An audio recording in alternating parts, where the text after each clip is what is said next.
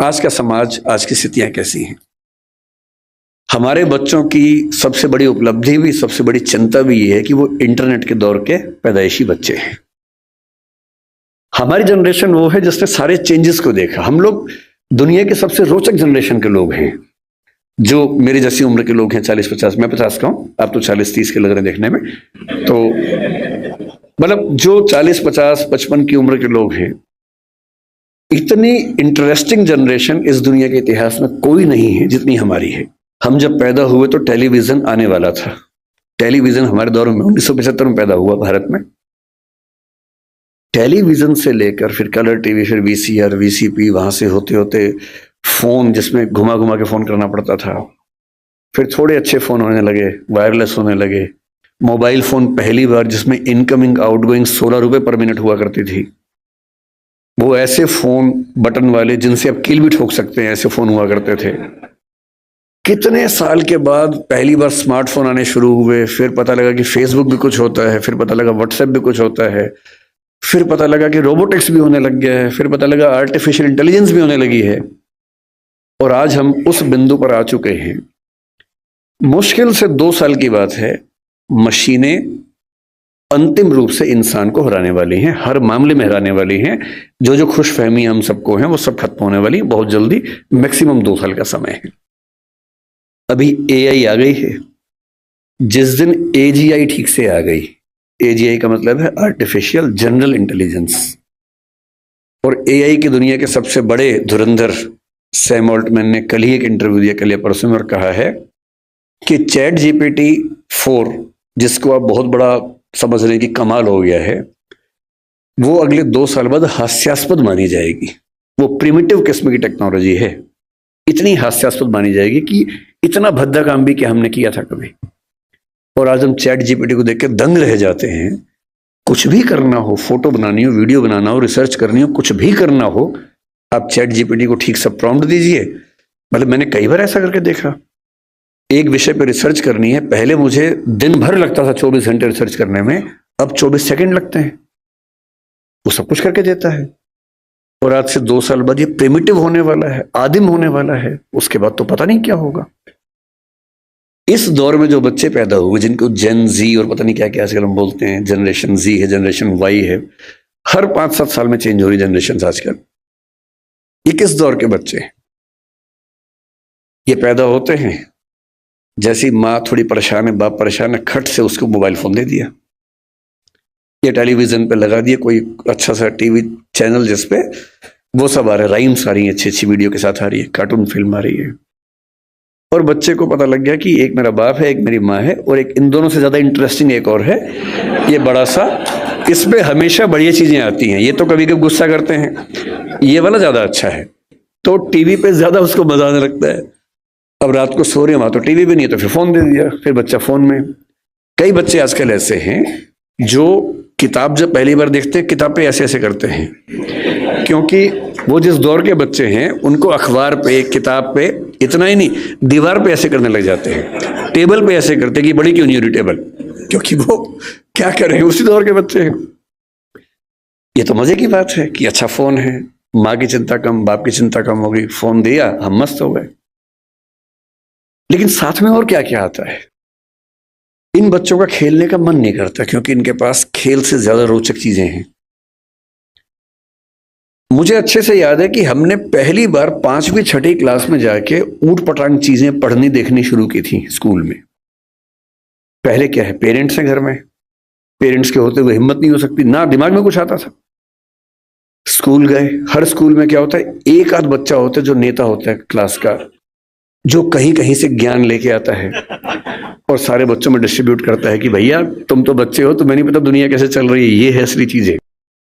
तो मुझे याद आता है कि शायद 6वीं 7वीं क्लास में पहली बार हमारी क्लास से एक छठा हुआ बच्चा था, कुछ किताब लाया था, कुछ फोटो वोटो थी उसमें ऊट पटांग सी, हम सब ने देखी। हम समझ भी नहीं पाए कि ये सब क्या है, पर ये हमें पता लगा कि इसको देखने से आदमी बड़ा माना जाता है, स्मार्ट माना जाता है। लेकिन तब भी क्या था कि एक रिसेस में, एक कोने में जाके 2-3 लोग बैठ के देख रहे हैं, और जैसे टीचर दूसरी जगह से भागे वापस। और इतना ही एक्सपोजर हमारा हुआ करता था। 12वीं क्लास हो गई, कॉलेज में आ गए, उसके बाद भी वैसा एक्सपोजर नहीं था कि आप बिगड़ने के लिए हमेशा तैयार हैं, ऐसा नहीं है। दुनिया बहुत कंट्रोल्ड किस्म की थी, रेगुलेटेड किस्म की थी। अब इंटरनेट की दुनिया है। आप जितने भी स्मार्ट माता पिता हों, आपके बच्चे आपसे ज्यादा स्मार्ट हैं। और अगर आपको लगता है कि आप इंटरनेट और मोबाइल और डिवाइसेस में उनका मुकाबला कर पाएंगे, तो आप बच्चे हैं, नहीं कर सकते। वो हमारे बस की बात नहीं है, संभव नहीं है। आप टाइप करते हैं मैसेज, एक एक उंगली ऐसे करते हैं, ऐसे करके आपको जैन टाइप करना है, जे, फिर देखा ए कहाँ, AIN, और वो फोन पे ऐसे टाइप करते हैं सामने देखते हुए, और गलत नहीं होता है, एक एक की सही दबाते हैं। आप उनसे मुकाबला करने का सोचते हैं। आपको प्लेटफॉर्म पता भी नहीं होंगे, वो उन प्लेटफॉर्म पे जाते हैं। 5 साल का बच्चा जब स्कूल जाने लगता है, उसी समय उसको पता लग जाता है कि क्या चीजें दुनिया में है, जो पहले पता लगती थी 15 के आसपास की उम्र में, 13 के आसपास की उम्र में। फोन आपने उसको दे ही रखा है ताकि हमें परेशान कम करे। फिर वो फोन में पहली बार सर्च करता है कुछ, अभी उसको ये नहीं पता कि सर्च हिस्ट्री डिलीट कर सकते हैं, तो बाप पकड़ लेता है, पिटता है बच्चा। फिर उसका स्कूल का फ्रेंड बताता है कि नहीं, इनकॉग्निटो जाना है। अगली बार से बच्चा स्मार्ट हो गया है। 6 साल का बच्चा स्मार्ट है, इनकॉग्निटो में वो सब देख रहा है जो आप नहीं चाह रहे थे, और जो आप देख रहे थे लेकिन आप नहीं चाह रहे थे कि वो देखे। बच्चा है, छोटा बच्चा है, उसका एक्सपोजर का लेवल सोच के देखिए। ये हंसी मजाक में मैं कह रहा हूं, लेकिन बात की गंभीरता को देखना है। 6, 7, 8 साल के बच्चों का वो एक्सपोजर लेवल है जो पहले 14, 15, 16 की उम्र में होता था। मेडिकल साइंस इस बात को मान चुकी है। मैं जितनी बातें कोट कर रहा हूं, मैं हवा में कोट नहीं कर रहा हूं, मेडिकल साइंस की रिसर्चेस के बेस पे कोट कर रहा हूं। आपको आश्चर्य होगा, आज से 1 महीने पहले एक रिपोर्ट आई है, लगभग पूरी दुनिया में प्यूबर्टी की एज 1 साल कम हो गई है, जिसको हम टीनेज बोलते हैं कि 13 साल की उम्र में टीनेज आती है, बच्चियों को मासिक धर्म शुरू होता है। दुनिया भर में उसकी एज 1 साल कम हो गई है, और ये ऐसे नहीं हो गई है, ये एक्सपोजर से होती है। लड़के भी जल्दी मैच्योर हो रहे हैं। जो हरकतें 15, 16, 18 में ठीक लगती हैं, किसी बच्चे के मन में भाव आने चाहिए, 8, 9, 10 में वैसी बातें हो रही हैं। ये तो फिर भी छोटी बात है। इसके बाद जो होता है तो बच्चे ही, एक्सपोजर बहुत बड़ा मिल गया है।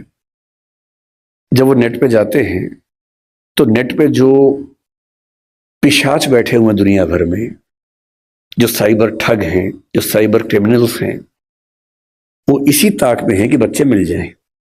उनको पता है कि बच्चे का मनोविज्ञान क्या है। वो हैकर्स हैं, वो हैक कर लेंगे कि उस बच्चे ने क्या क्या सर्च किया है, उसकी पूरी कुंडली खोल लेंगे कि बच्चे का इस समय मन कहां अटका हुआ है। अगर 9, 10, 11, 12 साल का कोई लड़का है जो कुछ ऐसे वीडियोस देख रहा था या इमेजेस देख रहा था, उसमें भी देख रहे हैं कि कैसी रेस, व्हाइट रेस उसको पसंद है, कि इंडियन तरह के लोग पसंद हैं, फिर उनकी तरफ से उसी रेस का वैसा ही सुंदर दिखने वाला व्यक्ति, फीमेल, और यदि कोई बच्ची है तो वो मेल, उससे इंटरेक्शन शुरू करेगा, उससे बातचीत होने लगेगी। धीरे धीरे उसको वो उलझाएगा अपनी बातों में। वो बच्चा तो माँ बाप से छुप के कर रहा है सब, माँ बाप को पता ही नहीं है। और फिर वो उस बच्चे को प्रलोभन बहुत बड़े बड़े मिलेंगे। आपको ये सब नहीं पता है तो पता होना चाहिए, बहुत बड़े रैकेट चल रहे हैं इस समय दुनिया में। 11-12 साल का एक लड़का अपने कमरे में लैपटॉप पे वीडियो चैट कर रहा है, शायद एक ऑस्ट्रेलियन लड़की से जिसकी उम्र 21, 22, 25 साल है, और वो उससे मीठी मीठी बातें कर रही है। और फिर वो उससे कह रही है कि देखो, तुम इतने सुंदर हो, मैं तुम्हें देखना चाहती हूं, तुम भी मुझे देखो।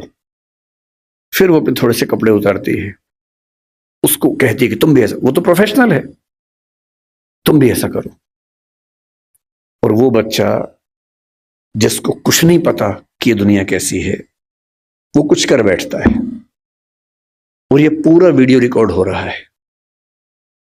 और जैसी ऐसी चीज होती है उसके बाद खट से मैसेज आता है कि अगर 2 घंटे में इस अकाउंट में $500 जमा नहीं किए तो ये वीडियो क्लिप तुम्हारे पापा मम्मी, तुम्हारा इंस्टा अकाउंट मेरे पास है, इंस्टा अकाउंट में जितने तुम्हारे फ्रेंड्स हैं उन सबके पास चला जाएगा, सबके ईमेल आईडी मेरे पास है।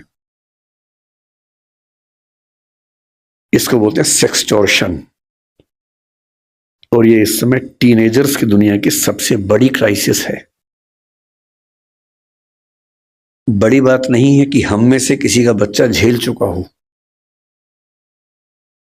बड़ी बात तब होगी जब उसने आपको बताया हो।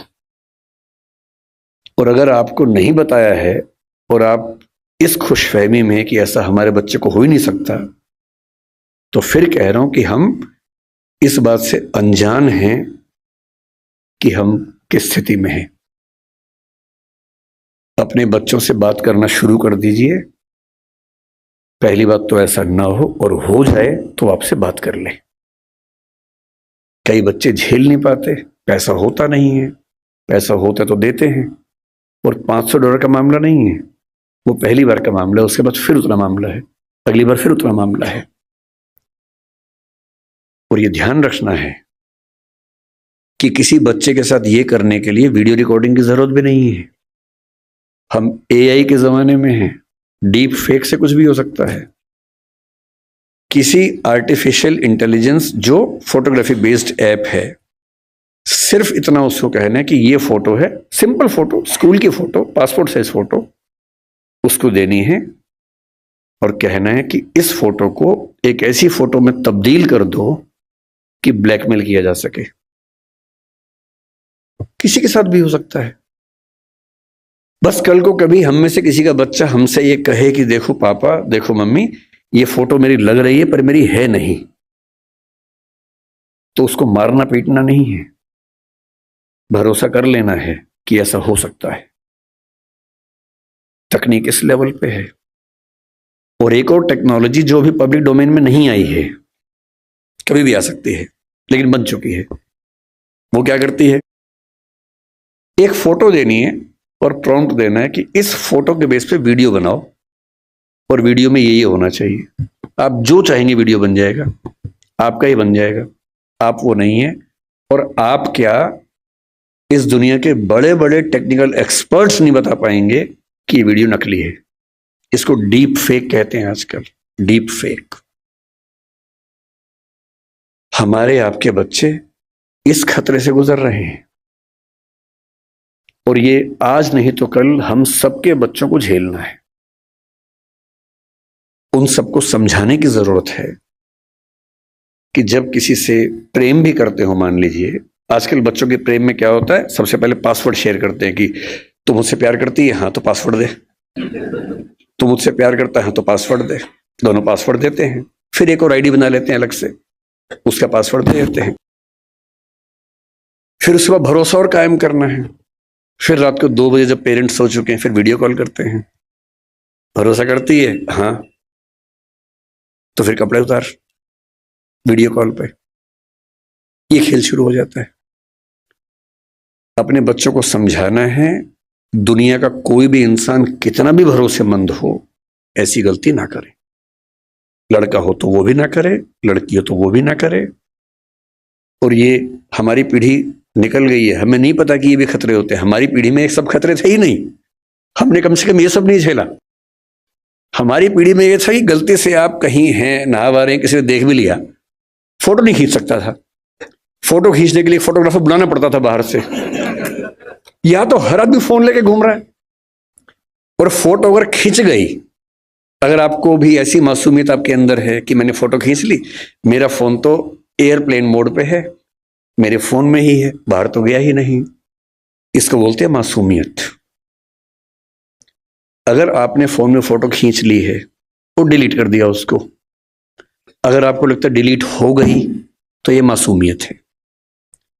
कोई सिंपल सा टेक्निकल एक्सपर्ट जो बहुत ज्यादा पढ़ा लिखा भी नहीं है, 2 मिनट में फोटो बाहर निकाल लेगा, कितनी भी डिलीट करते रहिए अपने फोन से।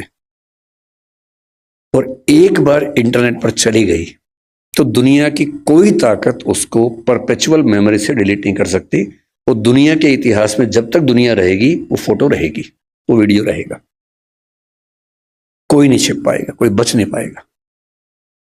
और जब बच्चे इस दौर से निकलते हैं उनको एंजाइटी होती है, डिप्रेशन होता है, और उस समय उनको जरूरत होती है किसी ऐसे व्यक्ति की जो उनसे ठीक से बात करे, उनको समझे। अभी 2 महीने पहले एक वेब सीरीज आई है दहाड़ नाम की, अगर नहीं देखी है तो उसको देखिए, वो कई मामलों में अच्छी वेब सीरीज है। मैं उसका प्रचार करने के लिए नहीं आया हूं, तो संयोग से मुझे अच्छी लगी तो बता दिया। जो मैं कहना चाह रहा हूं उसमें क्या है, उसमें एक पुलिस का एसएचओ है, एसएचओ है या डीएसपी है शायद, एक अधिकारी है पुलिस का, उसी के जुरिसडिक्शन में एक स्कूल में उसका बेटा पढ़ता है, और स्कूल से कंप्लेंट आई कुछ बच्चे एक मोबाइल फोन एक कमरे के अंदर देखते हुए पकड़े गए हैं। वो मोबाइल फोन वही है जिसको उसका बाप ढूंढ रहा है किसी क्राइम की इन्वेस्टिगेशन के लिए, वो नंबर ट्रेस कर रहे थे, वही नंबर है। तो बाप और पुलिस की पूरी टीम भागी है, और प्रिंसिपल ने कहा कि वो बच्चे इस कमरे के अंदर हैं। अंदर गया तो उसका अपना बच्चा ही है। वो बच्चा क्रिमिनल नहीं है, वो तो गलती से फोन उसके पास आ गया, वो वाला जो फोन क्रिमिनल का था उसके पास आ गया।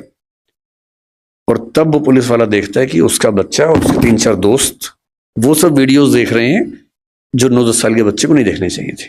लेकिन उसके बाद सबसे इंटरेस्टिंग बात क्या है, घर जाके वो पुलिस ऑफिसर अपने बच्चे के साथ बैठता है, और कम से कम 2-3 मिनट का सीन है। किसी फिल्म या वेब सीरीज में 2-3 मिनट का मतलब बहुत बड़ी बात होती है।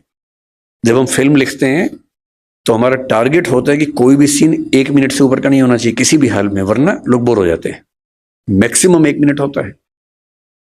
2-2.5 मिनट तक एक थीम पर बात चल रही है, इसका मतलब डायरेक्टर चाह रहा है कि यह बात ठीक से पहुंचे।